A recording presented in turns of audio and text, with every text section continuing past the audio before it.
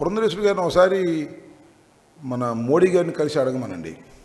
నేను చెప్పలా, మోడీ గారు చెప్పాడు. జగన్మోహన్ రెడ్డి గారు చెప్పలా, మోడీ గారు చెప్పాడు. ఏమన్నాడు? ఏటీఎం లాగా చంద్రబాబు నాయుడు గారు పోలవరాన్ని వాడుకున్నాడని. ఈ ఒక్కడేలాగా జాలుగా పురంధరేశ్వరి గారు తెలుసుకుని మాట్లాడమని చెబుతున్నా. పురంధరేశ్వరి గారికి పాపం ఏదో ఒక విధంగా వాళ్ళ మరిదిని కాపాడాలని తాపత్రయపడతా ఉన్నారు. కుదరదు తల్లి.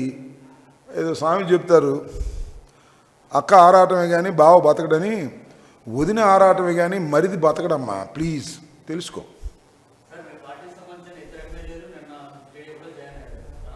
మా పార్టీకి సంబంధించిన 2 ఎమ్మెల్యేలు టీడీపీలో జాయిన్ అయిన మాట ఒట్టిది. వాళ్ళు బహిష్కరితులు. మాకు ఓటు వేయలేదని అప్పుడే బహిష్కరించడం జరిగింది. మేము వదిలేసిన వాళ్ళందరూ అటు పోతుంటారు. మేము సస్పెండ్, పనికిరాడు, వీడు మోసం చేశాడు అనుకున్న వాళ్ళని సస్పెండ్ చేస్తే అటు వెళ్ళి చేరతారేమో. ఆ తుక్కంతా వాళ్ళ మొయ్యి మనం మాకేం అభ్యంతరం లేదు. మేము జగన్మోహన్ రెడ్డి గారిని మోసం చేసి ఈ పార్టీలో ఉండి డబ్బులు తీసుకుని ఆ పార్టీకి ఓటేసి వాళ్ళని సస్పెండ్ చేస్తే వీళ్ళు మాకు పనికిరారు చీ అంటే వాళ్ళందరూ వెళ్ళి చంద్రబాబు భుజం మీద ఎక్కుతారు, మొత్తం మునుగుతారు. చంద్రబాబు, పవన్ కళ్యాణ్ ప్రయాణం చేస్తున్న పడవ మునిగిపోయే పడవ.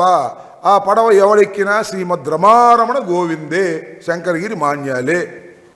ఏం సందేహమా మీకు? అంబటి రాంబాబు గురించి ఏమన్నా వేరే ఒపీనియన్ ఉందా? అంబటి రాంబాబుకు సీటీకి పోతే అంబటి రాంబాబు ఏమన్నా ఇదవుతాడు అనుకుంటున్నారా? గుర్తుపెట్టుకో బ్రదర్. రాజశేఖర్ రెడ్డి, జగన్మోహన్ రెడ్డి గారు, ఈ ఇద్దరు ఏది చెబితే అది చేసిన వ్యక్తి అంబటి రాంబాబు, చెయ్యబోయే వ్యక్తి అంబటి రాంబాబు. ఈషన్ మాత్రం కూడా తేడా ఉండదు.